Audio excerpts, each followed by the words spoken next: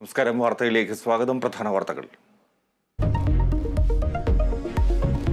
മാസപ്പടി ആരോപണത്തിൽ ഇഡി അന്വേഷണം. കേസ് രജിസ്റ്റർ ചെയ്ത് ഇഡി കൊച്ചി യൂണിറ്റ്. നീക്കം SFI അന്വേഷണം തുടരുന്നതിനിടെ മസാല ബോണ്ട് കേസിൽ തോമസ് ഐസക്കിന് വീണ്ടും ഇഡി നോട്ടീസ്. ചരിത്ര തീരുമാനവുമായി കേരള കലാമണ്ഡലം. മോഹിനിയാട്ടത്തിൽ ആൺകുട്ടികൾക്ക് പ്രവേശനം നൽകും. അധിക്ഷേപ പരാമർശത്തിൽ സത്യഭാമയ്ക്കെതിരെ പരാതി നൽകി RLV Ramakrishnan. Doctor KS Anil veterinary സർവകലാശാല VC നിയമനം. മുൻ VC രാജിവെച്ച സാഹചര്യത്തിൽ സിദ്ധാർത്ഥന്റെ മരണവുമായി ബന്ധപ്പെട്ട രേഖകൾ CBIക്ക് കൈമാറി സംസ്ഥാനം. ഇടുക്കിയിൽ ജനവാസ മേഖലയിൽ ഇറങ്ങി ആനയും പുലിയും. സിംഗുകണ്ടത്ത് ചക്കക്കൊമ്പൻ വീട് ആക്രമിച്ചു.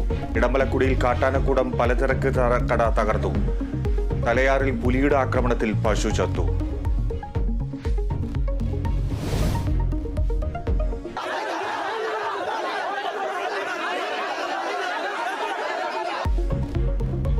കൊല്ലത്ത് NDA സ്ഥാനാർത്ഥി കൃഷ്ണകുമാറിനെ തടഞ്ഞ SFI പ്രവർത്തകർ.